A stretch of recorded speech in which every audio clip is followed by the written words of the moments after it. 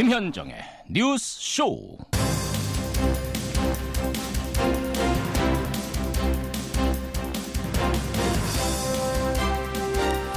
애청자 여러분 안녕하십니까. 간밤에 미국에서 두 가지 소식이 날아왔습니다. 먼저 희소식은 트럼프 미국 대통령과 문재인 대통령이 지난밤 30여 분에 걸친 긴 통화를 했다는 겁니다. 문 대통령은 대북 특사를 보내겠다고 밝히면서 공조 방안을 긴밀하게 논의한 것으로 알려졌죠. 김대중 노무현 정부의 대북 특사 파견이 두 차례의 남북 정상회담으로 이어졌던 거 여러분 기억하실 겁니다. 하지만 지금은 북미 대화와 남북 정상회담이 함께 가야만 의미가 있는 상황, 훨씬 고차 방정식입니다. 이 고차 방정식을 한 땀 한 땀 잘 풀어내는 지혜, 어느 때보다 절실해 보이네요.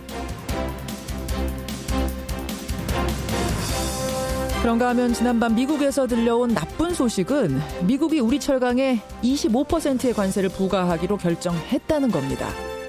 그나마 불행 중 다행인 건 50% 이상의 초고율 관세를 부과한다는 당초 계획에서는 약간 후퇴했다는 건데, 최악은 피했지만 우리 철강업계의 어려움은 볼보듯 뻔한 상황이죠. 오늘 대보름날입니다. 휘영청 밝은 대보름달이 이 모든 문제의 답을 좀 훤히 보여줬으면 좋겠네요. 김현정의 뉴스쇼 출발합니다.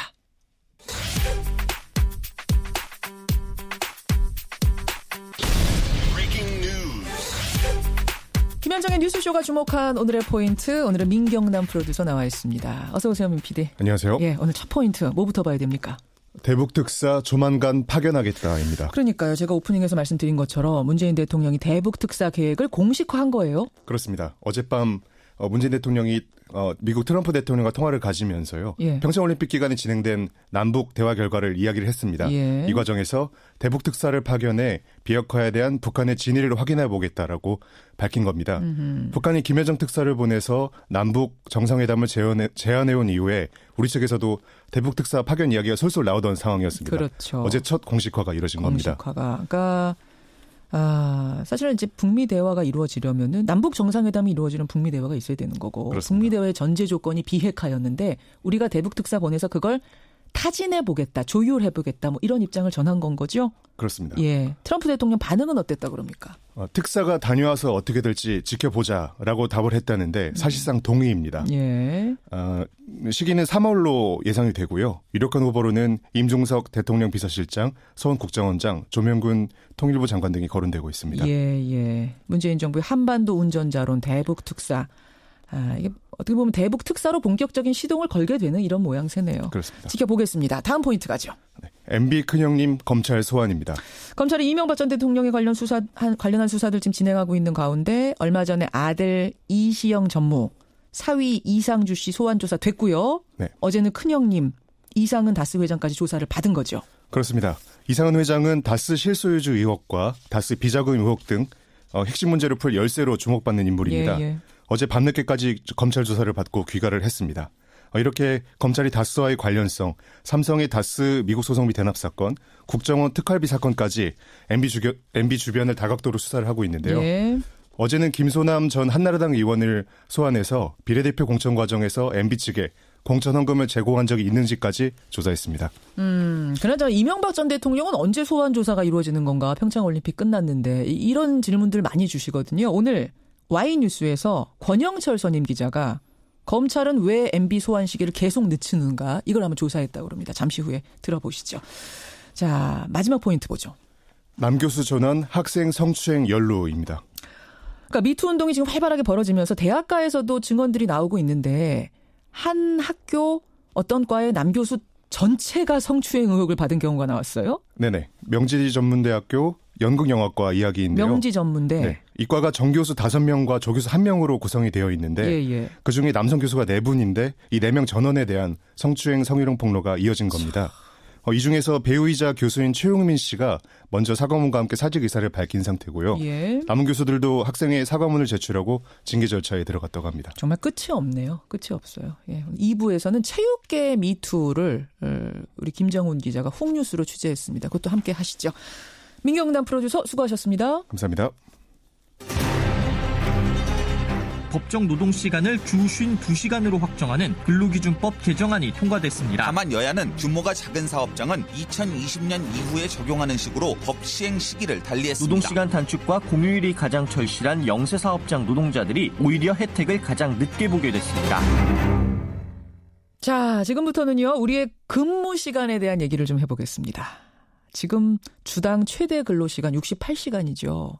근데 이걸 52시간으로 단축하는 근로기준법 개정안이 국회를 완전히 통과했습니다. 이제는 여러분 한 주에 일하는 시간이 52시간 넘으면 안 되는 겁니다. 그렇다면 회사에 일거리가 많아서 회사가 수당을 더 주고 일을 시키고 싶어도 못하는 걸까요? 또 노동자가 자기한테 주어진 일이 많아서 52시간 이상으로 일을 부득이하게 하게 됐을 경우엔 수당 신청을 못하는 걸까요? 궁금증이 많습니다. 자, 지금부터 국회 환경노동위원장이죠. 더불어민주당 홍영표 의원 연결을 좀 해보죠. 홍 의원님 안녕하세요. 네, 안녕하세요. 홍영표입니다. 예, 일단 궁금한 거. 네. 모든 분야에 다 적용은 아니고 예외도 있네요. 네, 이번에 한 5개 업종, 예. 그러니까 운수업 분야하고요, 보건업에 한 100만 명 정도는 이제 그 특례 업종이라 그래서 예. 근로시간에 적용을 받지 않는데 한 100만 명 정도가 이번에 거기에 해당합니다. 예. 사실은 453만 명이 지금까지는 그 특례 업종에 들어있어서 근로기준법에 적용을 안 받았거든요. 예, 예. 그러다 보니까 여기서는 무제한으로 할 수 있었는데 이번에 한 350만 명 정도는 그걸 해제를 해서 앞으로는 근로기준법에 적용을 받기로 했습니다만은 보건업을 비롯한 일부 업종 102만 명은 예. 현재의 인력 수급의 문제점이라든지 이것 때문에 좀 더 좀 시간이 소요될 것 같습니다. 운수업, 보건업 이렇게 좀 심야까지 근무를 할 수밖에 없는 이런 업종들은 예외 업종으로 뒀다. 자, 그러면 그 예외 업종을 제외한 다른 업종에서는 무슨 일이 있더라도 1인의 노동시간이 주당 52시간 넘기면 안 된다는 거죠? 그 그렇습니다. 기본인 거죠? 네. 예. 네. 근데 이제 궁금증들이 생깁니다. 아니, 그럼 회사가 갑자기 급하게 납품일을 맞춰야 되는 그런 일감이 들어왔어요. 네. 하루에 10시간씩 주당 한 70시간은 일을 해야 납품일 맞추게 생겼어요. 네. 그래서 추가 근로수당을 줘가면서라도 일을 시키고 싶은 상황. 이러면은 안 되는 건가요? 지금 현재 저희가 근로기준법에 예. 3개월을 단위로 해서 탄력 근로제를 하고 있습니다. 그래서 회사가 갑자기 그 납품을 해야 된다든지 예. 뭐 이럴 경우에는 그 예외 규정을 두어서 주당 60시간까지는 할 수 있도록 이렇게 되어 있습니다. 60시간까지는 가능하다.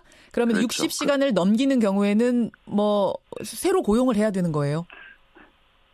그렇죠. 그러니까 그 탄력 근로제라는 거는요. 이제 52시간까지 일하게 돼 있는데 예. 회사에 급한 어떤 특별한 일이 생겼을 경우에는 예. 일시적으로 늘려서 그 시간은 또 전체적으로 그러나 52시간을 넘어서는 안 되는 겁니다. 네. 그러니까 결국은 탄력 근로제를 적용한다고 하더라도 한계는 있는 거고 그걸 그렇죠. 넘기면은 이게 갑자기 닥친 일이다라고 하더라도 고용을 해야 된다 이런 말씀이에요. 그렇습니다. 예, 네. 예. 자, 그 부분 하나 궁금증. 또 하나는 어떤 직원이 업무 처리 속도가 좀 느려요. 그래서 이 사람은 지금 늘 주당 60시간씩 일을 하고 초과 근무 수당을 신청했었어요. 근데 이제는 아무리 그 직원이 원한다 한들 52시간 이상은 인정이 안 되는 거네요. 그렇습니다. 그런 거죠? 52시간 이상 일을 하게 되면 예. 저희는 처벌 규정을 두고 있거든요. 그래요. 그래서 그렇게 52시간 일을 해서는 안 됩니다. 그 직원이 자기가 느려가지고 자꾸 일이 처지는 경우다. 이러면은 남아서 더 하는 건 자유지만 법적으로는 인정받지 못하는 거네요. 52시간 이상은. 그렇습니다. 그렇게 되는 거죠. 네네. 자, 그래요. 이렇게 되면은 어떤 노동자든 주당 52시간 이하 근로를 보장받게 되니까 어떤 삶의 시간적인 여유가 생기지 않겠느냐. 저녁이 있는 삶을 가질 수 있다. 네. 이런 취지 좋습니다. 또 뭐 회사는 일을 더 시키려면 고용을 더 해야 되니까 일자리도 늘어날 거다. 이런 취지도 좋습니다. 근데 지금 홍 의원님 노사로부터 나오는 우려들이 뭐냐면요. 네. 우선 노동자 측에서는 이런 얘기 나오더라고요. 아니 나는 지금까지 주당 68시간을 꽉 채워 근무하면서 월급에다가 수당까지 받아서 생활을 해왔다. 그걸 이제 다 합쳐야지만 내 생활비가 됐었는데 이제 당장 52시간으로 줄면 수당이 줄고 즉 월 수입이 총 수입이 줄어드니 이거 어떡합니까? 어떻게 생각하세요?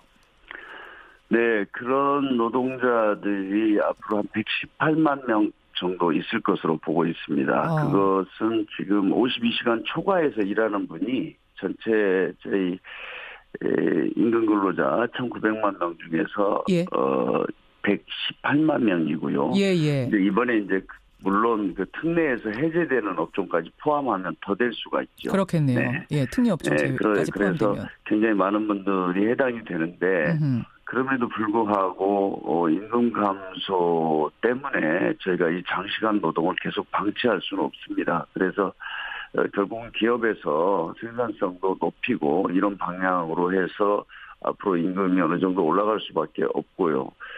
또 하나는 지금 저희가 최저임금을 지금 올리고 있지 않습니까? 그래서 뭐 그런 방법들을 동원해서 약간 보전이 되어야 된다고 생각합니다. 특히 기본급이 적고요. 수당을 많이 주는 쪽으로 이렇게 급여 구조가 설계된 직장들이 꽤 많거든요.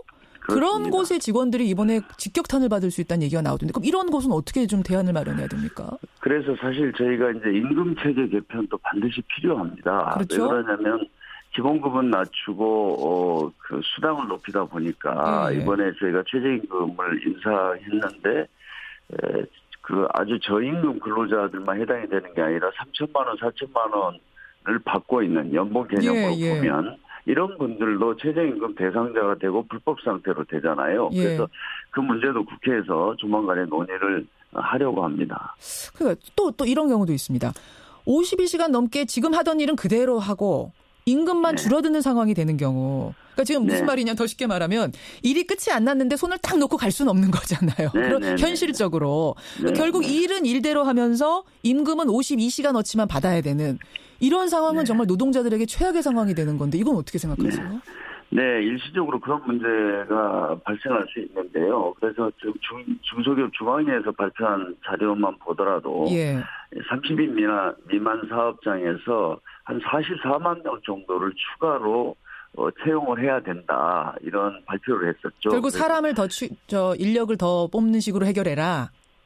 그렇습니다. 네. 그래서 지금 정부가 그렇게 했을 경우에 또 기업의 부담이 크기 때문에 그 부분은 이렇게 그 지원 근로시간 단축 지원금이라든지 이런 걸 통해서 중소기업의 부담을 좀 줄여주고 저희가 이번 법안에서 좀 적응 시간을 굉장히 좀 많이 줬지 않습니까? 그 이유는 기업들이 어떤 그 인력 운용하는 그 어떤 시스템의 어떤 변화를 좀 준비하고 또 시설 및 설비라든가 이런 걸 통해서 안착시키기 위해서 그렇게 시간을 좀 둔 겁니다. 결국은 지금 한 사람이 하던 일을 두 사람이 하는 걸로 이런 식으로 대안을 좀 마련하시오 해서 지금 시간을 좀 넉넉히 주셨단 말인데 근데 사측에서는 무슨 걱정을 하느냐면요, 홍 의원님. 부담이 너무 커진다. 특히 300인 미만 사업장. 타격이 상당하다는 볼멘 소리가 벌써 나와요. 한국경제연구원의 보고서 보면은요. 기업들이 지금의 생산량을 유지하기 위해서 인건비를 연간 12조 3천억 원을 더 부담해야 된다.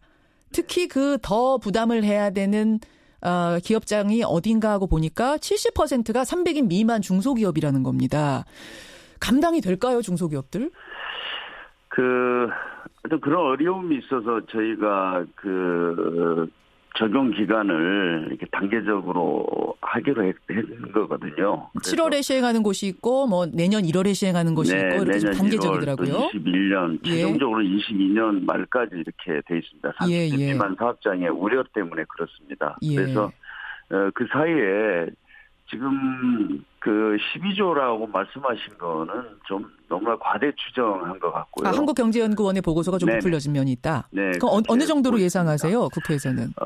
그런 정도는 아니고 한 4, 5조 정도로 이렇게 보고 있습니다. 4, 5조 정도 추가 부담? 네. 추가 부담이 생기고. 왜 이렇게 차이가 너무 많이 나네요? 한국경제연구원 보고서하고 국회가 추정하신 거하고. 뭐 그쪽은 항상 그렇게 많이 이렇게 추계를 합니다. 그래요? 그래서 저희들이 볼 때는 일단은 우리가 이 장시간 근로를 없애야 되는 이유가 낮은 노동 생산성이거든요. 우리나라가 생산성이 굉장히 낮습니다. 그거는 장시간 노동을 하다 보면 일의 효율이 떨어지기 때문에 이번에 이제 4차 산업혁명 시대에는 특히나 이렇게 근로시간이 대단히 중요합니다. 그래서 그걸 통한 어떤 생산성의 향상 이런 것들을 저희가 기대하고 있습니다. 이 부분은 노동계도 많이 협조해 줄 것으로 그렇게 판단합니다. 예, 지금 나온 것들 말고도 네. 인력난이 심각한 3D 업종은 사람 더 뽑고 싶어도 못 뽑는데 이런 데는 어떡하냐 뭐 이런 얘기들도 나오고 사실은 네. 취지는 좋지만 현실적으로 해결해야 될 문제들은 꽤 많은 것 같습니다. 홍 의원님.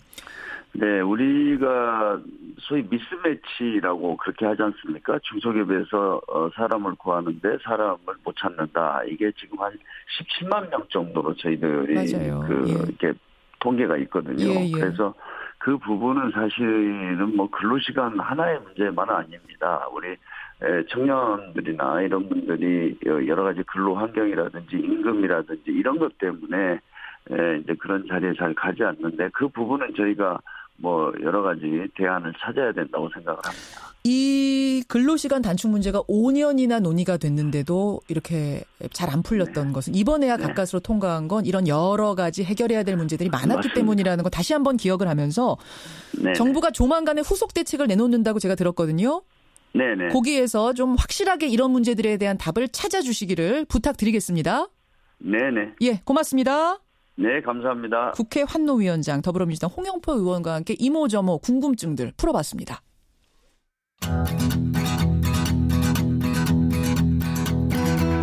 김현정의 뉴스쇼는 청취자 여러분의 참여로 이루어집니다. 트위터, 페이스북, 레인보우 게시판, 그리고 단문 50원, 장문 100원의 유료 문자 샵 1212, 우물정 1212 통해 참여하실 수 있습니다. 김현정의 뉴스쇼, 여러분과 함께 만듭니다. 김성환의 행간 시사평론가 김성환 씨 나오셨습니다. 어서 오십시오. 네, 안녕하세요. 하루에 몇 시간 근무를 하세요? 대중 없습니다. 프리랜서시니까. 어떨 때는 거의 밤새우다시피 하기도 하고요. 그렇죠. 어떨 때는 또 너무 일이 없어가지고 하루 종일 자기도 하고. 그러니까 프리랜서들은 그렇습니다만 너무 솔직한 고백. 저희 같은 경우에는 하루에 뭐 대중이 없어요. 14시간, 12시간은 기본이고. 근데 이제 52시간으로 줄어들게 되면 그럼 이건 어떻게 되는 건가? 여러 가지 하여튼 생각할 것들이 많아요. 근데 많은 분들이 현실적으로 이 근무 시간하고 수당하고 딱 맞게 받는 경우가 많지 않아가지고 말이죠. 그동안 우리는 너무 오래 근무했습니다. 일단은 좀 쉬시고 그다음에 돈 생각하면 안 될까요? 취지는 좋은데 이게 또 막 임금이 줄어드는 문제 이런 것들 지금 청취자들도 지적을 하셔요. 현실과 이상을 어떻게 조율할 건가. 이 문제를 좀 해결해야 됩니다. 자, 행간 뭐 갖고 오셨어요? 어제 뭐 아시다시피 99주년 3.1절 행사가 치러지지 않았습니까? 예. 문재인 대통령이 경축사에서 일본의 반성과 사과를 촉구를 했는데요. 그런데 정치권에서는 난데없이 겐세이 공방을 계속 이어갔습니다. 겐세이. 이 3.1절 겐세이 공방 주고받은 정치권. 이 뉴스 행간을 좀 살펴볼까 합니다. 하루 종일 겐세이라는 말이 실시간 검색어가 오르고 저는 지금 방송에서 이게 이런 원래 쓰면 안 되는다네요. 생전 처음 써봐요. 그러니까요. 이거 사실 경고 받을 수도 있어요. 저는 심의하면. 정말 입에 처음 담아봐요. 이 용어를. 이거 안 얘기할 수가 없으니까 어쩔 수 없이 뉴스라서 할 수 없이 하는 건데 그러니까 여야 정치권이 지금 왜 이 겐세이란 단어 때문에 시끌시끌해진 거예요? 다 아실 거예요. 자유한국당 이은재 의원 발언에서 시작이 된 거죠. 예. 이 교문위 회의 도중에 좀 공방을 이어가다가 좀 흥분을 했어요. 예. 유성업 위원장한테 왜 자꾸 깽판을 놓느냐. 중간에서 겐세이 놓는 것 아니냐. 뭐 이러면서 화를 낸 게 이게 이제 시작입니다. 중간에서 겐세이를 놔요. 이렇게. 왜 간섭하고 그래요. 이런 뜻이었던 거죠. 겐세이란 말이 그러니까 간섭이라는 거예요. 예, 그렇죠. 방해, 간섭. 예, 방해 놓는다. 주로 예. 당구 칠 때 이런 용어를 남자들이 많이 쓰거든요. 그렇더라고요. 근데 또 국회에서 이런 말을 사용하니까 이제 논란이 됐던 거예요. 깜짝 놀란 거죠. 근데 또 자유한국당 의원들이 예. 멋졌어 이 발언. 그러면서 엄지척을 해준 거예요. 그래서 더 논란이 됐는데 근데 또 이게 그걸로 끝나는 게 아니라 어제 3.1절 행사를 치를 이런 상황이었는데 예. 자유한국당 장제원 수석대변인이 이것도 발벗고 나서서 예. 옹호를 해준 거예요. 알고 보니 민주당 박범계 의원도 상임위에서 겐세이라는 말을 쓴 적이 있다. 박범계 의원도 쓴 적이 있는데 뭐가 문제냐? 왜 우리 당 비난하냐? 예, 맞아요. 근데 박범계 의원이 굉장히 멋졌게 이 적절하지 않은 발언이다 이렇게 인정을 하면서도 이건 또 격이 다르다 이러면서 공방이 또 번지기 시작했고요. 계속 더 이어진 거군요. 네. 공방이. 또 여기에 홍준표 대표가 나서서 예. 참 어이가 없다. 이러면서 이은재 의원을 두둔하는 발언을 해서 또 이게 또 문제가 됐습니다. 겐세이를 못 쓰는 거면 미투도 못 쓴다. 일어 못 쓰는 거면 미국어는 왜 쓰? 영어는 왜 쓰냐. 맞아요. 이렇게 계속 번져간 거예요.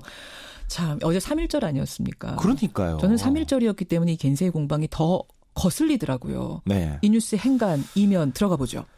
첫 번째 행간은 겐세이란 말보다 태도가 훨씬 더 문제다입니다. 태도가 더 문제였다. 네. 그러니까 겐세이 뭐 국회의원들이 얘기하는 것처럼 홍준표 대표도 쓴 적이 있고요. 정병국 의원 그리고 박범계 의원 쓴 의원들 다 찾아내기 시작하면 굉장히 많아요. 근데 이건 또 실언이라고 치죠. 근데 제가 생각할 때는요. 이은재 의원의 국회의원으로서의 자질, 품격이 더 큰 문제라고 생각합니다. 품격이요? 이 의원이 회의석상에서 왜 겐세이란 말을 쓰게 됐느냐 이렇게 보면요. 예. 자기 감정을 주체하지 못하면서 막 화를 내면서 이 말을 쓰게 된 거예요. 실언을 하게 된 거거든요. 예. 그러니까 김상곤 교육부총리를 질타하면서 흥분을 했고 예. 유성엽 상임위원장이 침착하십시오 이렇게 조언을 한 건데 예. 왜 끼어듭니까 이러면서 화를 내면서 이 말을 쓴 거거든요. 침착하라고 조언하는 사람한테 화를 낸 거예요? 네. 왜 방해하냐? 네, 원래 화난 사람한테 그 말을 한 게 아니고 그러면서 나중에 가가지고는 뭐 사퇴하세요 이런 말이 자꾸 튀어나오는데요.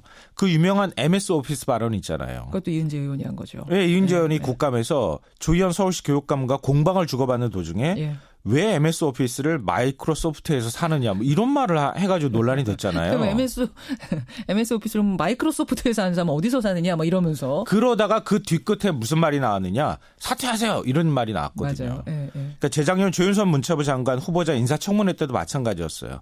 추궁하다가 자기 스스로가 흥분해가지고 사퇴하세요 이렇게 얘기했단 말이에요. 이건 사실 어떻게 보면 국회의원 갑질이에요. 내가 최고라고 생각하고 나를 무시하는 태도를 용납을 못하니까 자꾸 흥분하는 거예요. 그러니까 저희도 방송하다 보면은 이게 부적절한 용어 뭐 이런 게 튀어나오면 바로 사과해요. 그리고 그렇죠. 제가 지금 실수했습니다. 이렇게 하고 넘어갈 수 있는 건데 문제는 이분 같은 경우에는 단어 하나의 실수 문제가 아니라 그동안 쌓인 태도의 문제, 격의 문제 이런 걸 말씀하시죠. 네, 맞습니다. 두 번째 행간 뭡니까? 두 번째 행간은 겐세이가 세계하면 스맥끼리는 글로벌라이제이션이다. 오늘 이상한 단어 많이. 스맥끼리 손톱깎이까지 왜 나와요? 앞서 잠깐 말씀하셨잖아요. 자유한국당 홍준표 대표가 네. 이 논란에 끼어들었거든요. 네. 그러면서 무슨 얘기를 했냐면은 세계화 시대에 영어, 일어, 독일어, 중국어가 혼용되어 사용하는 시대가 되어버렸는데 유독 일본어만 사용해서는 안 된다는 국민 정서법만 고집하는 것도 옳지 않습니다. 이렇게 얘기했어요. 왜 일본어만 안 됩니까? 왜? 이렇게. 근데 이게 말이 되는 논란입니까? 말이 되는 얘기입니까? 바게스, 스맥끼리, 와르바시 이걸 글로벌라이제이션이라고 주장하는 게 이게 말이 됩니까? 글쎄요. 이런 식이라면 그러면 친일파는 왜 안 됩니까? 이렇게도 나오게 생긴 친미도 되고 친독도 되는데 왜 친일은 안 됩니까? 라는 말까지 나올까 봐 좀 걱정되네요. 그러니까 국민들이 3.1절 앞두고 있는 마당에 교문위 특히 이제 교육문화체육관광위 여기에서 국회의원이 일본어를 사용한 부분이 부적절하다고 지적을 하면 그냥 죄송합니다. 이러고 그냥 끝나면 되는데 그러게요. 이게 무슨 얘기입니까? 마지막 행간 짧게 가죠. 세 번째 행간은 진짜 겐세이는 따로 있다입니다. 그건 뭐예요? 겐세이가 회방 놓는다는 말이잖아요. 예. 6.13 지방선거가 코앞이에요. 당장 오늘부터 후보자 등록이 시작되는데 선거구 획정이 안 됐어요. 국회 헌정특위에서 이거 처리하려고 했는데 여야 의원들이 처리 제대로 못하고 자꾸 회방 났어요. 이게 바로 겐세이입니다. 국회의원들이 말하는. 그러니까 겐세이는 엉뚱한 데서 일어나고 있는데 지금 겐세이란 말 하나 놓고 지금 공방을 하는 게 맞느냐 이런 지적을 하고 싶습니다. 그래요. 아까 여야가 회방 났다고 그러는데 정확히는 자유한국당 의원들이 이제 이거에 대해서 문제 제기한 거죠? 네, 맞습니다. 야당의 이제 겐세이 아니었느냐 이 말씀. 오늘 하면서도 참 껄끄러웠네요. 김성환 씨 수고하셨습니다. 네, 고맙습니다. 2부에서는 순 우리말 쓰려고 노력해봐야겠네요. 2부로 가겠습니다.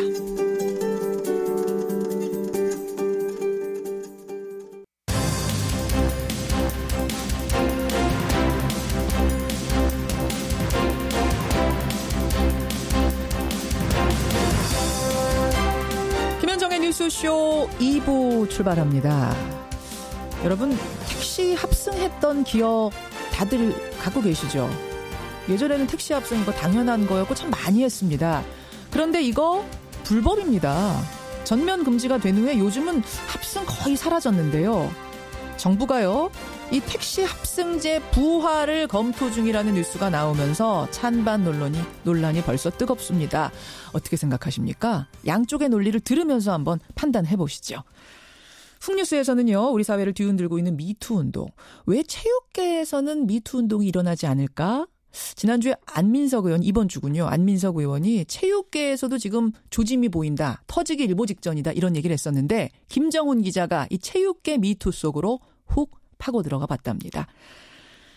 권현철 기자 Y뉴스에서는요. 검찰은 왜 MB 소환 시기를 계속 늦추는가 이유가 있다고 합니다. 들어보시죠. 50원의 단문 100원의 장문 유료 문자 샵 1212 카톡 레인보우까지 열어놓고 출발합니다. 예전에는 택시 합승이 아주 일반적인 일이었죠. 그러니까 승객 태우고 가다가 방향 같은 다른 손님 있으면은 중간에 멈춰서 그 손님도 태우고 가는 겁니다. 근데 여러 가지 부작용이 나오면서 1982년부터 전면 금지가 됐습니다. 뭐 그 후로도 합승이 뭐 아주 사라진 건 아니었습니다만 사실 지금은 거의 사라진 상태죠.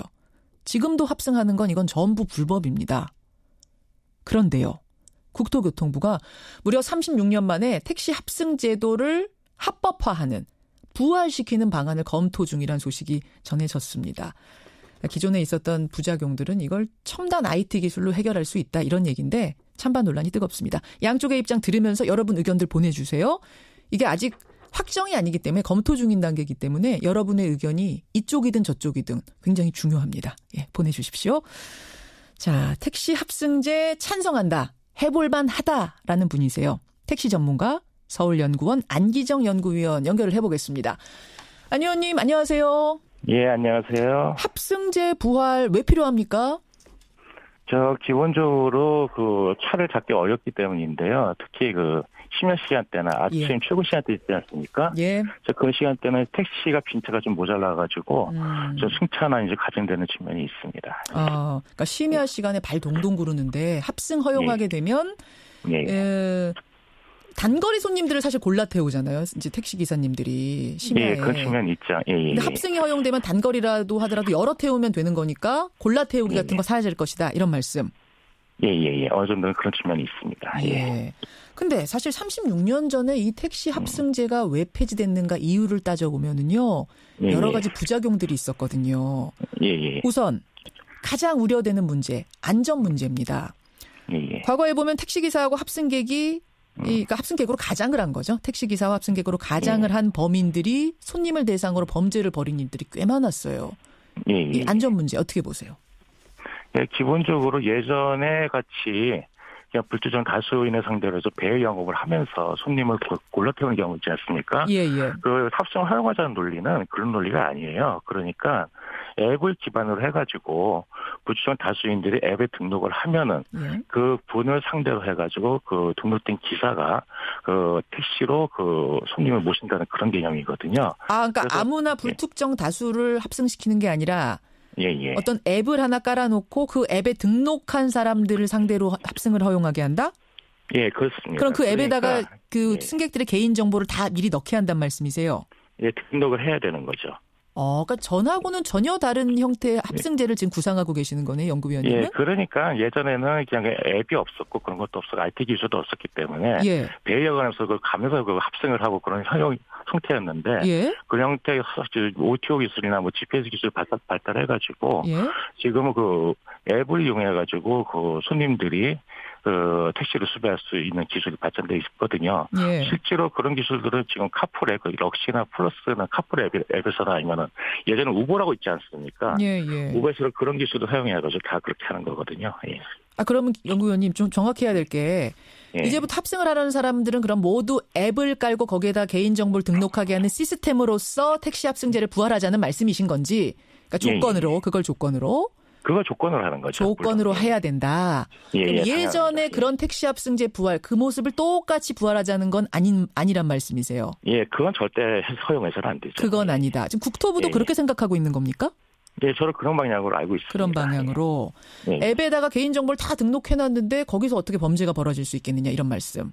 예, 그렇죠. 특히 택시 기사 같은 경우에는 그 면허를 따면은 개인정보가 다 일단 등록하게 돼 있잖아요. 그러니까 택시 회사 같은 경우에도 일정 좀 책임을 다 져야 되는 문제도 있기 때문에 일단 안전 문제는 앱을 플랫폼을 사용한다 그러면 어느 정도 할 수 있다고 좀 생각합니다. 그러면 앱 같은 거 사용할 줄 모르는 어르신들이나 청소년들이나는 어떻게 해요? 그런 휴대폰, 모바일 폰을 갖고 있지 않은 사람들이나 사용이 원활치 않은 사람들은? 예. 그런 경우에는 합승에 좀 허용에 좀 약간 제약이 있는 게 사실이고요. 그래서 일단은 옛날에 콜택시 앱이 있지 않습니까? 카카오택시나 그런 앱이 등장했을 때도 앱을 갖지 못한, 그러니까 스마트폰을 갖지 못한 그런 분들에 대한 형평성 문제가 좀 약간 제기되고 있었어요. 어떻게 보면 그런 측면은 아직까지 그대로 가져간다고 보시면 되는 거죠. 어쩔 수 없다. 그러니까 앱 같은 거 사용할지 모르는 사람은 어쩔 수 없다. 그분들은 어쩔 수 없고 사용할 수 있는 사람 중심으로 합승제를 부활하자. 좀 이거는 근데 글쎄요. 그러면 대포폰 같은 걸 사용해서 범죄하려는 사람이 마음만 먹으면 사용은 할 수 있을 것 같다는 지금 청취자 유재강님의 말씀도 있는데 이런 거는 어쩔 수 없는 겁니까? 네, 그런 측면에서 고려를 해야 되겠죠. 아무래도 정확하게 완벽한 시스템이 없으니까 그런 시스템을 어떻게 방지할 것이라는 그런 노력은 계속 해야 되는 거겠죠. 그럼 이 앱을 기반으로 한 택시 합승제라면 예전처럼 일부러 천천히 달리면서 다른 승객들을 물색한다든지 호객행위를 한다든지 이런 부작용도 막을 수 있을 거란 말씀이시고요. 예, 그렇습니다. 그리고 합승택시 같은 경우에는요. 기존의 배 택시 같이 저는 개인적으로 생각하는 건데 배에 영업하는 택시처럼 일반 택시처럼 똑같은 외장을 갖추고 똑같은 면허를 줘서는 안 된다고 생각해요. 합승택시만 할 수 있는 특별한 면허를 따로 줘야 되고 그리고 그런 사람들이 관리 하에서 영업을 해야 된다고 생각하는 거죠. 합승 택시는 또 따로 둬야 된다? 예. 그게 근데 그렇게 되면은 의미가 있을지 모르겠어요. 지금 이제 심야 시간이라든지 출퇴근 시간에 택시 잡기 어려운 걸 해결하기 위한 거였는데 합승 택시를 따로 둔다 그러면 숫자가 너무 줄어드는 거 아닙니까?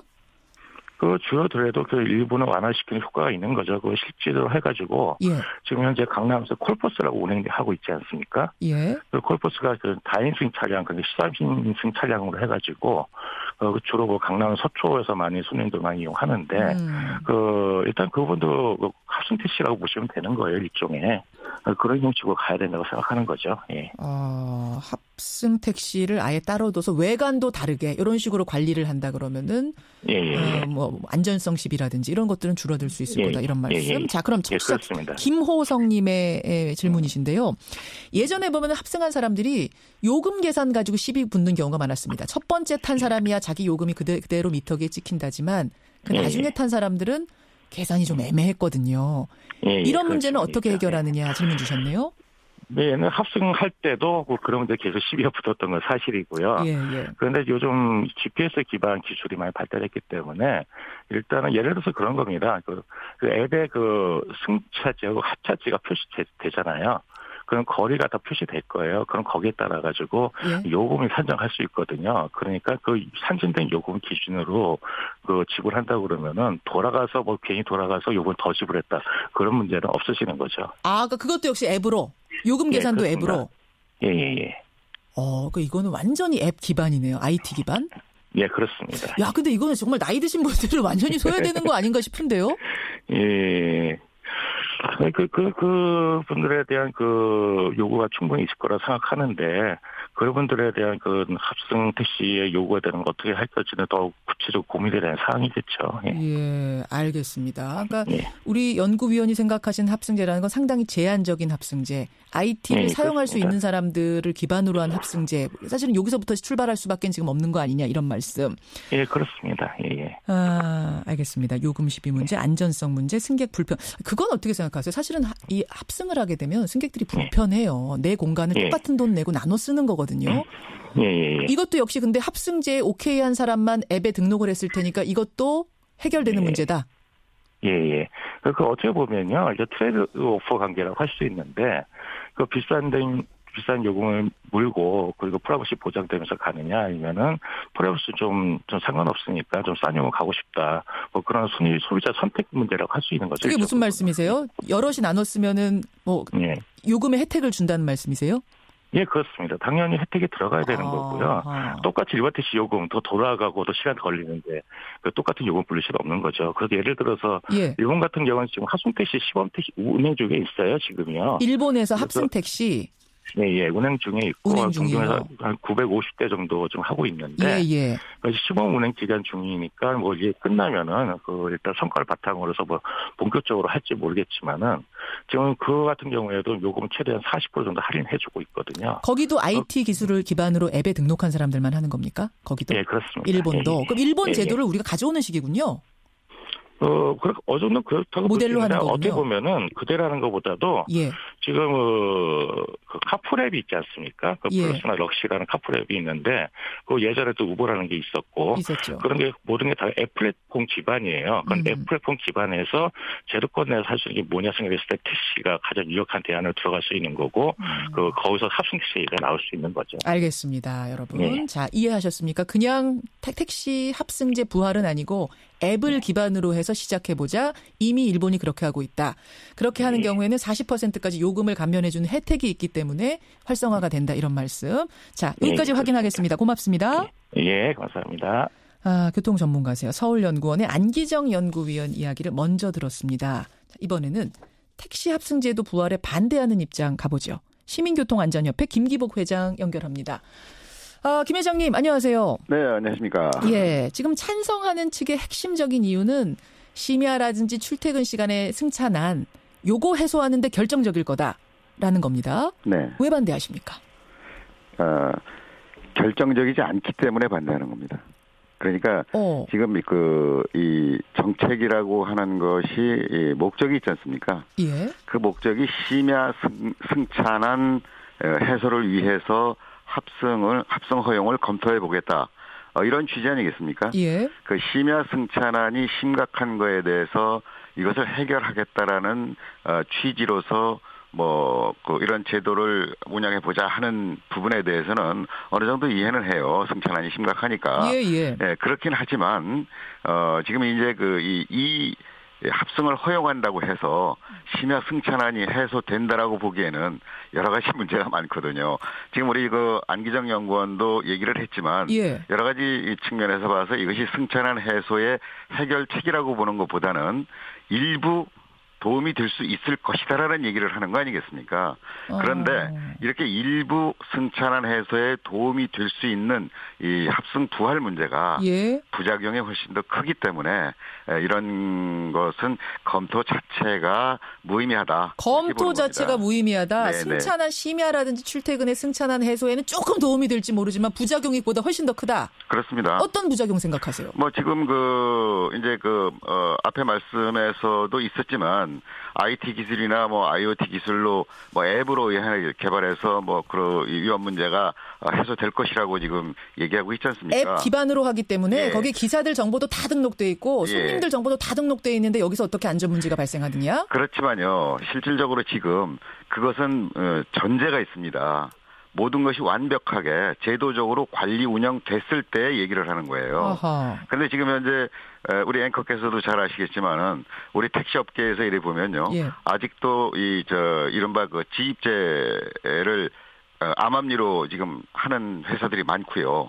또 이 일부에서 니스제를 허용하라고 지금 주장도 하고 있고 그것도 검토되고 있는 입장이에요. 이렇게 되면 한 운전자가 택시 회사로부터 택시를 리스해가지고 운행을 한단 말이죠. 지금도 일일 차제라고 그래가지고 운전자 한 사람이 계속 운전하는 경우가 많아요. 그럼 이런 사람들이 나와서 운행을 하다가 다른 운전자에게 맡겼을 경우 이것은 등록이고 어디에 신원이고 확인할 수 있는 방법이 없어요. 관리가 되겠느냐. 그러니까 원래 등록한 주인하고 등록한 기사랑 다른 기사가 운행했을 경우 이런 경우는 어떻게 하느냐. 그러니까 이런 첨단 기술이라고 하는 것은요. 모두가 제도적으로 완벽하게 관리가 됐을 때 전제를 해서 얘기하는 거예요.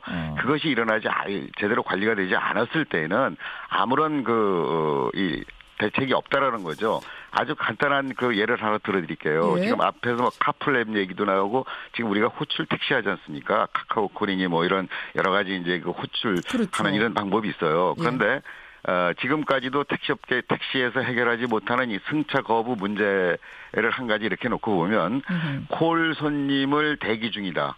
콜 손님을 태우러 간다. 예. 그리고 콜이라는 표시등을 켜고 그냥 지나가면서 승차 거부해요. 지나가면서. 콜 손님 받으러 간다는 표시만 띄워놓고 승차 거부한다. 콜 손님 받으러 가는 길이다. 아, 진짜는 아닌데? 네. 콜 손님 받으러 가는 길이다라고 얘기를 하고 승차 거부를 하고 한다 이 말씀이에요. 예. 그런데 이것을 처벌할 수 있는 방법이 없어요. 없죠. 예. 지금 그 승객이 예를 들어서 승차 거부 신고를 해도 승객이 승차 거부임을 입증해야 됩니다. 예. 근데 승객이 입증할 수 있는 방법이 제한적이에요, 굉장히. 왜 그러냐면 저 택시가 나를 거부할 것이다라는 걸 전제하고 스마트폰이라도 꺼내놓고 미리 촬영을 할 것을 준비하고 있는 상태여야만 입증을 할 수 있는 자료를 만들 수 있다는 얘기예요. 근데 그거하고 이 합승제하고는 어떻게 연결이 되는 겁니까?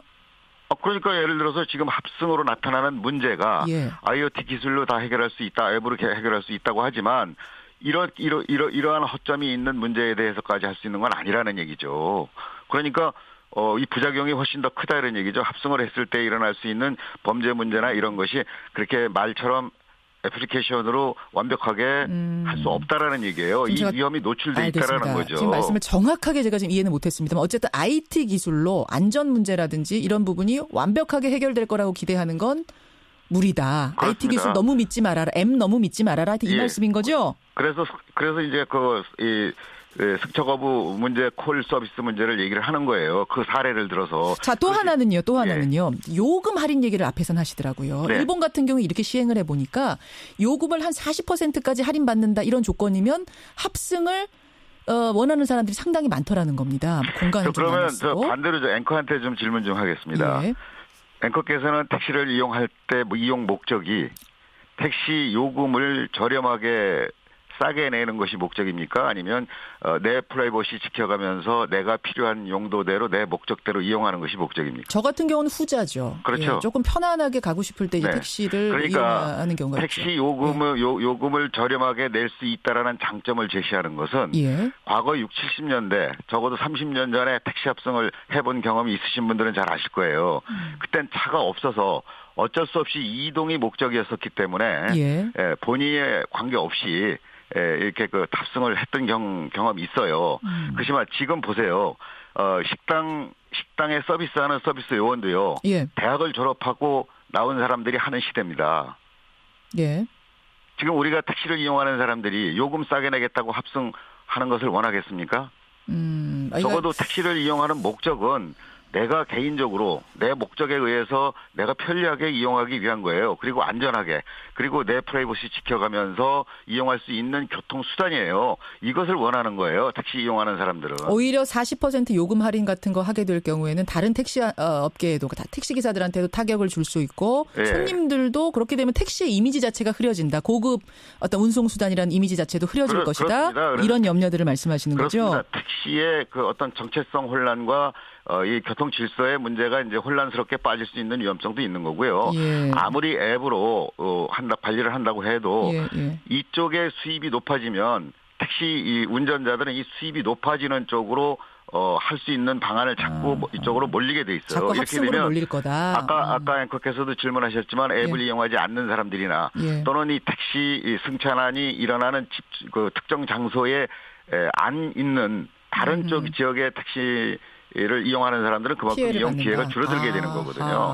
그러니까 이게 표면상으로 공유경제를 주장하는 사람들의 얘기는 단순히 숫자상 계산상으로 봤을 때 효과를 주장하는 것이고 실질적으로 교통 현장에서 일어나는 이런 여러 가지 사례와 상황은요. 이거 정반대적이고 이거는 여기다가 결합해서 말씀드릴 수 있는 상황이 아니라는 거죠. 알겠습니다. 지금 말씀을 쭉 정리를 해보면은 이게 이상으로는 머릿속으로는 되는 앱 기반 택시 합승제지 현실에 적용하면 여러 가지 문제점들이 많이 생길 것이다. 이런 말씀을 지금 하시는 거예요. 특히 이제 합승제를 해서 이게 굉장히 수입이 괜찮다라는 이런 인식이 생기기 시작하면 택시 업계가 그쪽으로 확 몰릴 수 있고 그러면 합승을 잘할 수 있는 곳으로만 또 몰릴 수 있고 이렇게 되면 오히려 피해가 승객들에게 가중될 수 있다는 이런 논리이신 것 같습니다. 여러분 어떻게 들으셨습니까? 택시 합승제, 앱 기반 택시 합승제 찬성, 반대 여러분의 의견 지금 들으면서 나머지 시간 진행을 해보도록 하죠. 대표님 고맙습니다. 네, 고맙습니다. 예, 택시 합승제 반대하시는 분 시민교통안전협회 김기복 대표까지 만났습니다.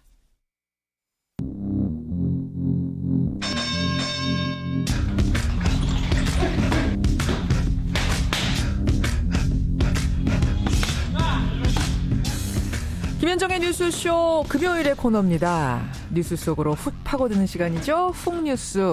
오늘도 김정훈 기자 나와 있습니다. 어서 오세요, 김 기자. 네. 평창올림픽 기간을 건너뛰어서 이제 오랜만에 훅 뉴스네요. 그러네요. 네. 뭘 가지고 오셨어요? 지난 월요일이에요. 지난 월요일 저녁에 28개 단체가 긴급 토론회를 열었습니다. 취재팀이 이 토론회를 다녀왔는데 어떤 사안이길래 30개 가까운 단체들이 모여서 긴급 토론회를 벌였는지 한번 들어보시죠. 그러죠. 촛불 혁명으로 정권을 바꿨습니다.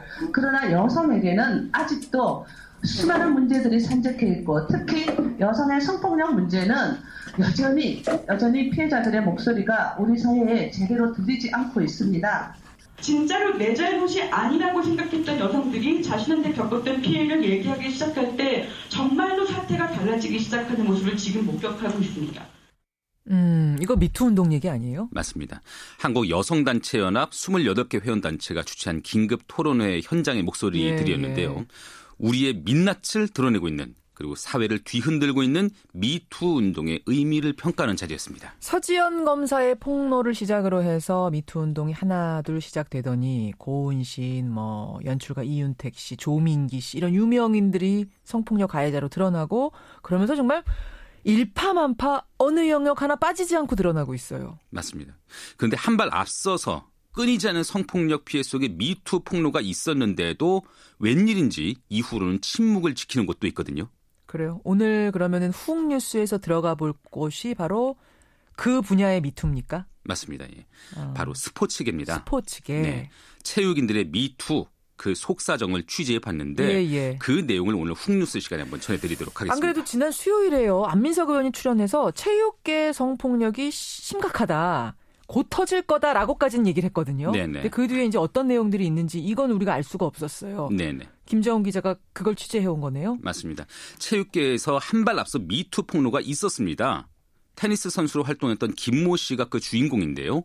초등학교 시절 자신을 가르친 코치의 성폭력 사실을 2년 전에 드러냈는데 어떤 결심이었던 건지 한번 들어보시죠. 2년 전이요? 네.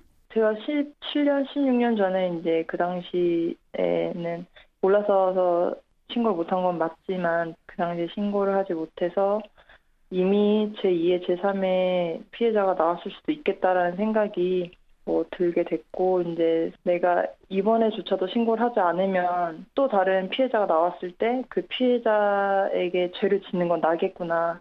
나 때문에 그 사람이 그런 피해를 입게 되니까 내가 또 다른 가해자가 될 수 있겠구나 이런 생각이 좀 많이 들었었어요. 그러니까 미투 운동이라는 게 이렇게 본격화되기 훨씬 전이 2년 전에 이미 세상을 향해서 소리를 냈던 사람이에요? 맞습니다. 예. 가해자인 테니스 코치를 16년이 지나서 다시 만나게 됐는데요. 사건 발생이 16년이 지난 이후에요. 여전히 어린 학생들을 가르치는 걸 보고 고소를 결심하게 됐다고 합니다. 가해자는 강간치상 혐의로 뒤늦게 처벌을 받게 됐고요. 김 씨는 이후 개인 블로그와 여성 체육인 단체를 통해서 자신의 피해 사례를 알리면서 그렇게 미투 운동을 진행해 오고 있었던 거죠. 아니 그러면 테니스 코치가 어린 제자들을 상대로 끔찍한 일을 저질렀다 이런 얘기입니까? 그렇습니다. 이렇게 10수년 전 일뿐만이 아닙니다. 기억하시는 분들이 더러 계실 것 같은데요. 2014년이었죠. 전 화성시청 쇼트트랙 감독이 어린 제자들을 성추행한 사실이 드러나서 처벌을 받기도 했죠. 요거는 기억하시는 분들 꽤 계실 거예요. 저도 기억납니다. 네. 근데 그때 저는 이제 일회성 어떤 사건이거니 했던 거거든요. 네. 그때 한번 기억을 더듬어 볼까요? 네. 그 피해 선수의 아버지의 말입니다. 예.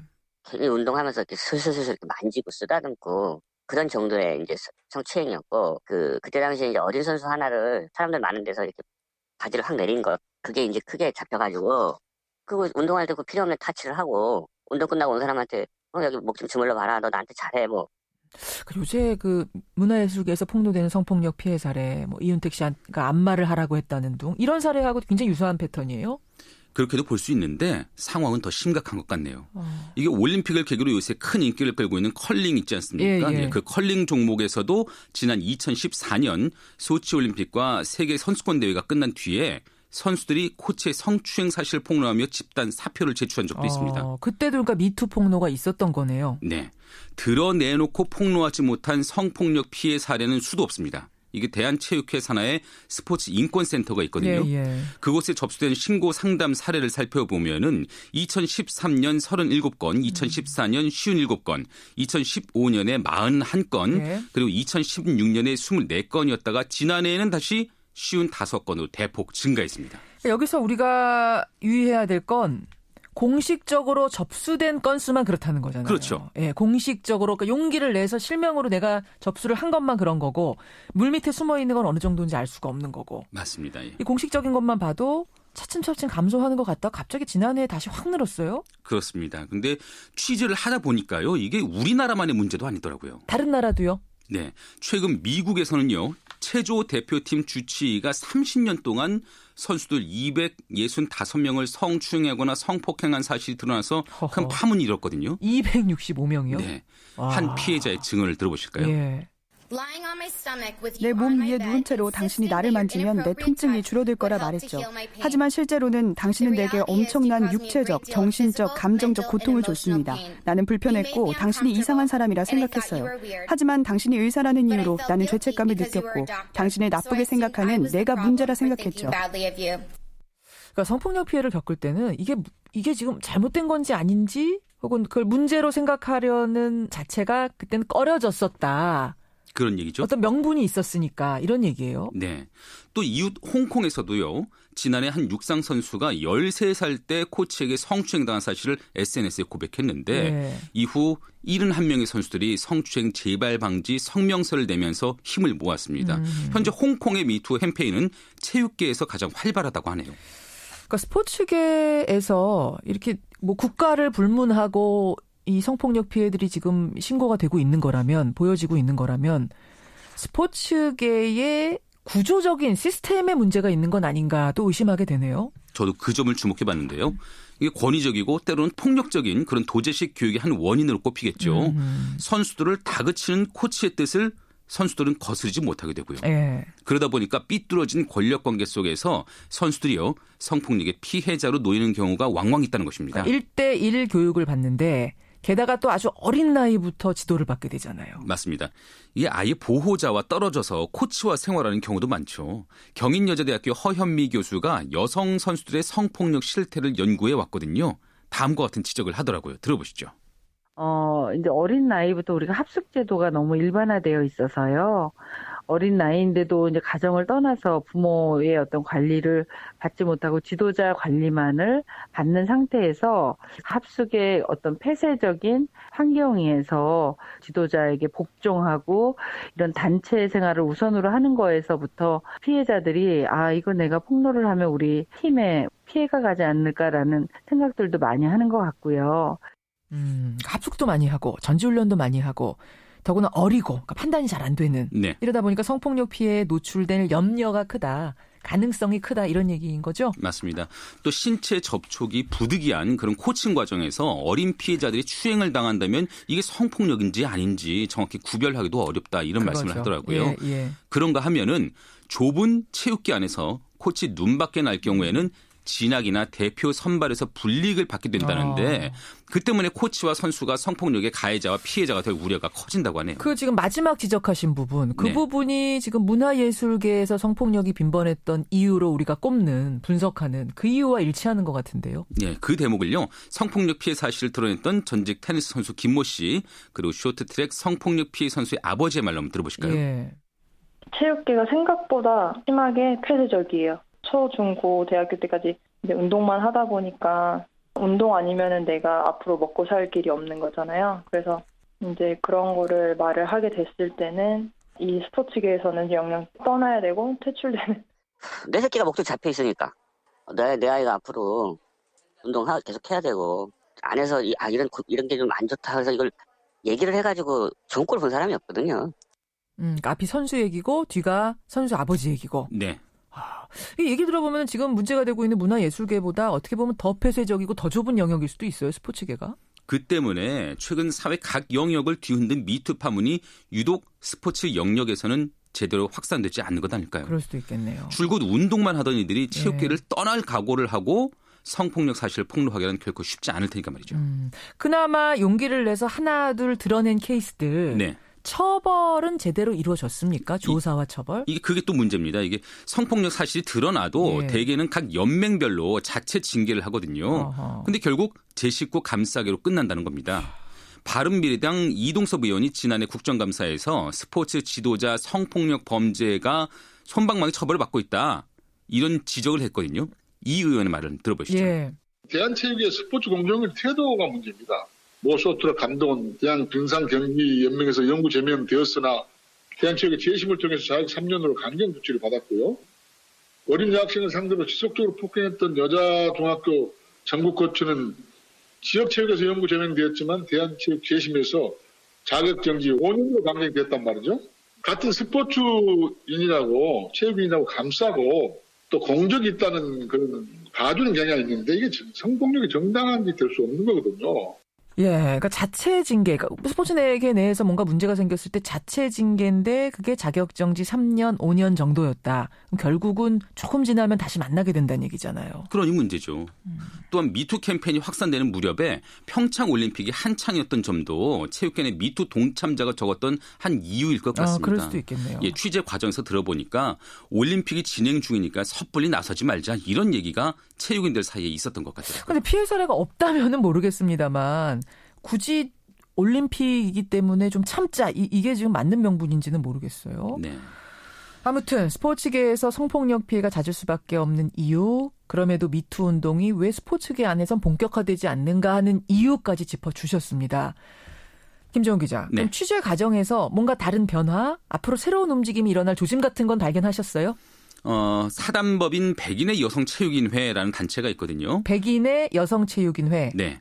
최근에 체육계 성폭력 사건들에 대한 적극적인 조사와 관심을 촉구하는 성명서를 발표했어요. 예. 미투 운동과 관련해서도 피해자들과 함께 그 목소리를 이어나갈 것이다. 이런 입장을 밝혔네요. 그러면은 또 다른 미투 폭로자가 나타날 수 있도록 힘을 보태겠다. 뭐 이런 얘기죠? 네. 그러기 위해서는 그런데 미투의 문턱부터 낮아질 필요가 있죠. 성폭력 피해를 고백해도 보복당할 염려가 없고 가해자에게는 합당한 책임을 지우도록 만드는 게 우선이라는 얘기입니다. 앞서 열린 미투 운동 토론회에서 여성문화예술연합 신희주 감독이 지적했던 내용을 들어보실까요? 네. 목소리를 낸 피해자들을 파악하여 당장 필요한 긴급 지원을 하고 사건을 목록화하고 사건별 공소시효를 따져 수사기관에 사건을 접수하고 부복성 고소에 대비하고 성범죄를 묵인하고 방조했던 주변인들을 조사하여 구조적인 문제를 밝히는 등의 단기적인 대책이 필요합니다. 가장 중요한 거는 근본적으로 시스템, 문화가 달라져야겠죠. 하지만 일단은 피해자들이 용기를 내서 사례들을 그 문제들을 들추는 일이 필요한 거잖아요. 네. 예, 스포츠계 내에서도 미투 운동으로 인한 변화가 좀 본격화되기를 기대해봐야겠습니다. 네. 오늘의 훅뉴스 김정은 기자 수고하셨습니다. 네.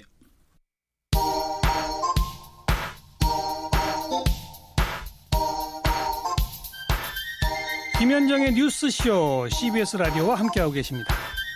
저는 퇴근길 시사자키 정관용입니다. 여러분의 문자 좀 보겠습니다. 미투 들으시고 김옥환님, 체육계도 그렇고요. 장자연 사건, 문단의 성폭력 등등등 미투 운동 전에도 많은 성폭력 피해자들 나왔죠. 그때 좀 우리가 이 문제에 대해서 더 심도 깊게 얘기했으면 어땠을까 하는 이런 아쉬움이 남는다. 문자 주셨고요. 또 택시 합승제 관련해서 문자가 굉장히 많이 들어옵니다. 장용일님, 아니 합승제도 이거 시행하면 강제 합승 아니잖아요. 손님이 합승할지 여부를 가려서 본인이 원하는 사람만 앱을 기반으로 해서 한다는 건데 뭐가 문제입니까? 라는 문자. 황혜정님도 합승을 원하는 사람에게만 혜택을 제공하겠다는 취지인데 원하지 않는 사람들 기준으로 필요 없다라는 논리를 펴는 건 이해할 수 없다. 이분도 합승 찬성. 반면에 김진숙님, 8756님 등등은 앱 기반 택시 합승제 반대합니다. 그냥 합승제는 말할 것도 없고 앱을 기반으로 한다고 해도 지금도요 택시 타려고 서 있는데 앞에 서 있는 젊은 사람이 카카오 이런 것들 있잖아요. 저 앱을 기반으로 택시 부르면 택시가 쏙 와서 그 사람만 태우고 가는 걸 본다. 근데 이제 합승제도 그런 식으로 하면 다 소외되는 거 아니냐. 8756님도 앱을 사용하지 못하는 사람들은 소외가 되는데 합승 택시로 너도 나도 합승으로 몰리게 되면 그나마 택시 잡기 더 어려워진다. 이제 이렇게 찬반 논리가 갈리는군요.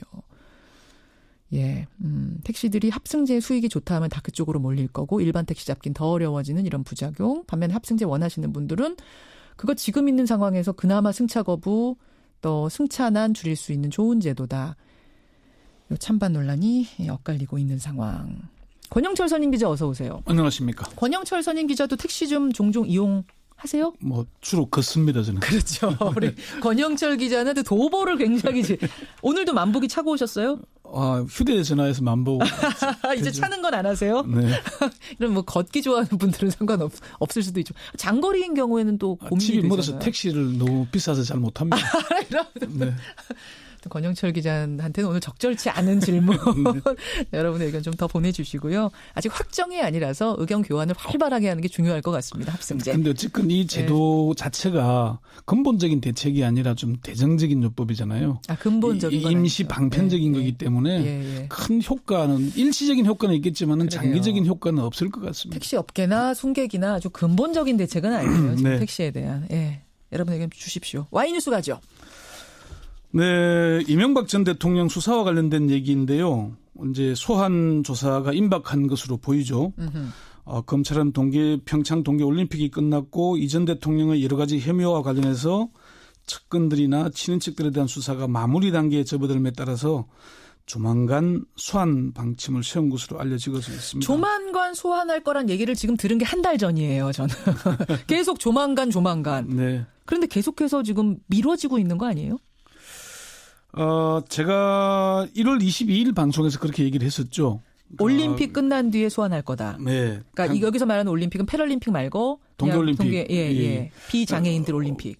검찰 내부 고위 관계자 수사 관련자들의 의견을 종합하면은 이 전 대통령을 소환할 경우에 아무리 빨라도 동계올림픽 이후가 될 것으로 보인다. 그 시기는 3월쯤이라고 제가 전망을 했었죠. 그때 3월 초라 그러지 않으셨어요? 네, 3월 초, 3월쯤 그렇게 얘기했는데 이제 3월이 됐으니까 이제 소환 시기는 임박한 겁니다. 구체적으로 그럼 언제쯤이라고 얘기들 나옵니까? 사실 처음에는 저도 3월 첫 주로 예상을 했습니다. 사실 3일절과 토요일 사이인 오늘이 가장 가능성이 높다고 봤는데 오늘은 일단 아니니까 다음 주가 될 거냐 아니냐가 남았는데요. 검찰 내부와 법조계 의견들을 종합해보면은 검찰은 다음 주 목요일이나 금요일쯤 그러니까 3월 8일이나 9일쯤 소환을 예상했다고 합니다. 그래요. 3월 8일, 9일. 그런데 이 수사는 생물이지 않습니까? 움직이죠. 그래서 변수가 있는 것으로 보입니다. 따라서 소환 시기는 다소 유동적인 상황입니다. 근데 마냥 미룰 수는 없는 거 아닙니까? 핵심 당사자인데. 지금으로서 가장 가능성이 높은 소환 시기는 3월 15일이나 16일 정도일 것으로 관측이 됩니다. 검찰의 한 고위 관계자는 아무리 늦어도 3월 중순은 넘기지 않을 것이라고 이렇게 얘기를 했고요. 검찰의 한 핵심 관계자도 처음에는 3월 10일 이전에 소환할 예정이었는데 조금 늦어지고 있다라고 얘기했습니다. 이렇게 정리를 해보면은 3월 10일 이후고 3월 16일 이전 사이쯤 소환될 것으로 보입니다. 그러면 아까 3월 8일이나 9일이라고 한 거는 빠르면 그 정도가 될 거란 얘기인 거고 권영철 선임 기자가 여러 가지를 종합해 봤을 때는 10에서 16 사이가 될 거다. 그렇습니다. 일단 검찰에서는 공식적인 입장에 대해서는 검토된 바 없다는 것이고요. 서울중앙지검 관계자도 소환이나 그런 것들에 대해 검토된 바 없다라고 공식 기자들에게 얘기를 했습니다. 그래요. 자, 그러면 오늘 Y의 주제. 검찰은 왜 MB 소환 시기를 예정보다 계속 늦춰야 하는 걸까? 이유가 뭔가 이겁니다. 첫 번째는 새로운 혐의가 계속 드러나기 때문입니다. 검찰이 이명박 전 대통령 관련 수사를 하면 할수록 새로운 사실이 계속 드러나고 있다고 합니다. 검찰의 핵심 관계자는 검찰에 나오는 사람들이 나와서 자꾸 새로운 걸 말하니까 수사가 늦어지고 있다 이렇게 얘기했습니다. 한 사람을 부르면은 이 사람 수사하다 보면 또 새로운 게 나오고 저 사람 불렀는데 수사하다 보면 또 새로운 게 나오는데 그걸 덮고 갈 수는 없지 않느냐. 그렇죠. 처음에는 국정원 특수활동비가 사실 수사의 핵심으로 보였지 않습니까? 그렇죠. 그렇지만 수사를 진행하면서 다수 소송비 대납 의혹이 불거졌고 삼성이 대납해줬다. 이학수 전 삼성 부회장이 자수서까지 제출하면서 사실로 드러났죠. 이게 사실 확인됐다라고 얘기까지 들리니까 또 지금 수사 중인 이팔성 전 우리금융지주 회장이 22억여 원을 전달한 혐의가 새롭게 드러났죠.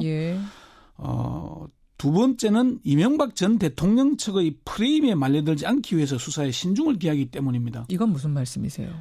이명박 전 대통령의 전략은 정치 보복과 다스 지분 문제인데요. 먼저 지난 1월 17일 이 전 대통령이 발표한 성명 내용 잠시 들어보시죠. 예. 적폐청산이라는 이름으로 진행되고 있는 검찰 수사에 대하여 많은 국민들이 보수를 괴멸시키고 또한 이를 위한 정치 공작이자 노무현 대통령의 죽음에 대한 정치 보복이라고 보고 있습니다. 정치 보복이다 이렇게 얘기했죠. 예. 또 다스 지분 프레임은 실소유주를 가리는 문제인데 주식 지분으로 이 전 대통령의 지분이 없다거나 대주주가 아니라는 걸 이유로 빠져나가려는 의도를 말하는 것입니다. 예. 그렇지만 다스의 실소유주 문제는 외부로 드러난 지분율도 중요하겠지만은 실제로 설립 자금을 누가 댔는지, 그렇죠. 인사권을 누가 행사해 왔는지, 예. 자금 관리에 누가 관여했는지, 예. 그리고 비자금을 만들어서 누가 가져갔는지를 살펴보면은 실소유주가 드러나겠죠. 사실은 뭐 지분으로 봐라라는 프레임에는 말릴 것 같지 않은데, 네. 예, 정치보복이라는 거는 지금 좀 걸리는 거예요? 그 정치보복 프레임은 뇌물수수 혐의나 다스 관련 실소유주 논란과 관련해서 비자금 조성 등으로 비껴가면은 크게 벗어날 것으로 보입니다. 그래서 검찰이 이걸 탄탄하게 준비하다 보니까 좀 시간이 걸리는 거다. 이런 것이고요. 탄탄하게 깨기 위한 논리들을 준비하고 있다. 네. 세 번째 이유는요? 전직 대통령에 대한 예우 또는 배려 때문으로 보입니다. 검찰의 한 핵심 관계자는 전직 대통령을 소환하려면은 망신 주기 위한 소환은 안 되지 않겠나. 기본적으로 모든 혐의에 대해 수사가 이루어지고 기소할 수 있는 준비가 갖춰졌다고 할 때 전직 대통령을 소환해야 되지 않겠냐 이렇게 얘기를 했습니다. 이건 뭐 앞서 또 검찰이 이명박 전 대통령의 여러 가지 의혹에 대한 수사를 하면서도 소환 여부에 대해 검토조차 안 이루어졌다고 신중하게 대응한 이유도 전직 대통령에 대한 수사가 망신주기식 또는 정치 보복으로 비춰지는 걸 경계하기 때문일 것이라는 게 법조계의 대체적인 분석입니다. 저는 이 세 번째가 좀 유력해 보이네요. 네, 세 번째. 결국은 예, 신중하다는 느낌. 이게 상당히 중요하다. 국민 여론이 무르익은 마지막 그 지점까지 계속 기다리는 이런 느낌. 수사를 보강해 가는 거겠죠. 네 번째는요. 네 번째는 불행한 과거를 되풀이하지 않기 위한 걸로 보입니다. 검찰의 한 고위 관계자는 이 전 대통령에 대한 소환 시기가 늦어지는 이유에 대해서 과거 여러 가지 사건에 대한 반면 교사로 반성도 하고 과거에 일어났던 우려스러운 일들 이런 걸 최대한 제거를 해야 한다는 입장이다라고 얘기를 했습니다. 검찰이 공식적으로 언급을 하진 않았지만은 2009년 이명박 전 대통령 시절 노무현 전 대통령에 대한 수사가 망신주기식으로 흘러갔고 결국 불행한 일이 일어났지 않습니까? 그렇죠. 그런 과거의 잘못을 되풀이하지 않겠다는 그런 자세가 아닌가. 그러니까 3번과 4번이 지금 통하는 얘기네요. 예. 불미스러운 일이 일어나는 것에 대한 방지. 신중함을 더하고 더하는 듯한 느낌을 지금 주고 있다. 네, 뭐 그런 걸로 보입니다. 그러면 어쨌든 소환 조사를 하긴 할 거잖아요. 그건 불가피잖아요. 뭐 그렇게 시기의 문제지. 네, 그렇습니다. 네. 그러면 소환 조사하고 나면 구속영장까지 청구할 것인가? 이건 어떻게 예상이 가능합니까? 검찰의 공식 입장은 원칙대로 하는 것입니다. 네. 원칙대로라면 당연히 구속영장 청구를 피하기는 어려워 보이고요. 그렇죠. 한 가지 변수는 전직 대통령에 대한 구속영장 청구 여부는 국민 여론이 큰 영향을 미치게 될 것입니다. 검찰 고위 관계자에게 지금까지 나온 혐의 정도면은 구속영장을 청구해야 하는 것 아니냐라고 물었더니 그건 수사를 해봐야 한다. 국민들의 여론도 중요하다 이렇게 얘기를 했습니다. 그러니까 구속영장 청구하느냐 마느냐 하는데도 여론 눈치를 봐요? 이미 검찰이? 전직 대통령이 구속돼 있지 않습니까? 예. 그리고 이명박 전 대통령까지 구속이 되면은 전직 대통령의 불행한 과거가 계속 되풀이된 수밖에 없다는 점도 검찰로서는 부담을 안지 않을 수는 없겠죠. 사실은 뭐 이게 법이니까 그냥 법대로 누구나 법 앞에서 평등해야 된다는 원칙대로만 생각할 줄 알았는데 대통령이기 때문에 전직 이 부분을 고려하지 않을 수는 없다. 그러니까 이제 그게 구속영장 청구냐 불구속 기소냐를 가르게 될 수 있는 기준이 될 수 있는데 지난 그제죠. 여론조사 예산이 리얼미터가 TBS 의뢰를 받아서 여론조사를 하는 게 있죠. 여기에 보면은 구속수사에 찬성한다가 67.5%, 반대한다가 26.8%였습니다. 그러니까 7대3 정도니까 뭐 여론은 뭐 크게 좌우되지 않을 걸로 보입니다. 청취자 7725님은요. 아니 전직 대통령이니 그런 행위를 했으면 사실은 더 나쁜 거 아닙니까? 그렇기 때문에 오히려 더 철저하게 조사하고 구속영장 신청 확실하게 해야 되는 거 아니냐라는 이런 여론이 67.5%. 국민 여론이 그러면은 뭐 검찰은 원칙대로 가겠죠. 그래요.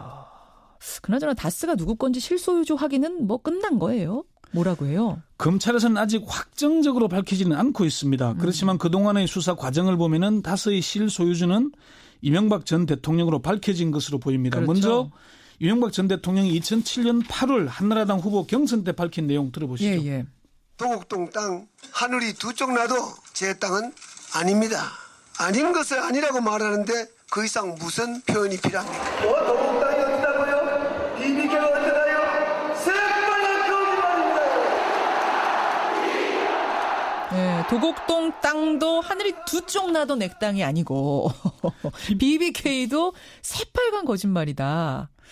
예, 그렇죠. 다스는요? 다스 얘기는 없네요, 지금. 그리고 최근에 기자들이 국민들이 다스는 누구 것이냐 궁금해한다고 물었더니 그건 나한테 물어볼 일은 아닌 것 같습니다. 이렇게 비껴갔습니다. 네, 맞습니다. 그리고 어제 그 이전 대통령의 큰형이면서 다스의 명목상 최대 주주인 이상은 회장이 조사를 받고 귀가를 했죠. 예.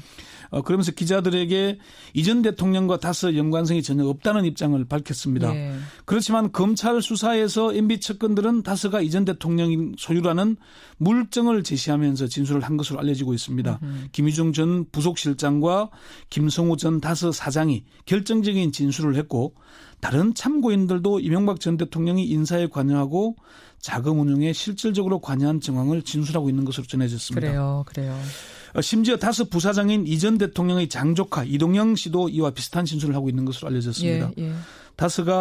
다스의 실소유주가 이명박 전 대통령으로 확인될 경우에 이전 대통령은 새빨간 거짓말을 해온 전직 대통령이라는 오명을 쓰게 될 것이고요. 그렇죠. 또 수백억 원대의 횡령과 탈세의 혐의를 받게 되므로 삼성의 다스 소송비 대납과 함께 가장 핵심적인 혐의가 될 것으로 보입니다. 예. 여러분 의견, 지금 아까 전에 여론에 따라서 구속영장 신청 결정할 거란 얘기하니까 지금 청취자들이 화 많이 나셨어요. 권영철 선임 기자. 네. 이게 여론이라는 거 꼭 전해주시고요. 네, 법대로 알겠습니다. 하자, 원칙대로 하자. 고생하셨습니다. 네.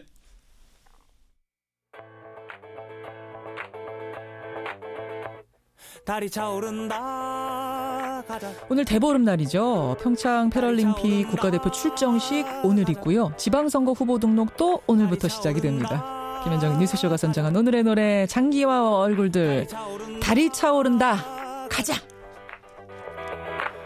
달이 맨 처음 뜨기 시작할 때부터 준비했던 여행길을 매번 달이 차오를 때마다 포기했던 그 다짐을 달이 차오른다 가자. 아침까지는 꽃샘추위가 기승을 부렸는데요. 낮부터 포근해지고요. 하늘도 맑아서 정월 대보름달을 전국 어디서나 볼 수 있다고 합니다. 네, 오늘 둥글고 밝은 보름달 보면서 마음속 깊은 데 소망들 간직해 보시죠. 저는 월요일에 만나겠습니다. 고맙습니다.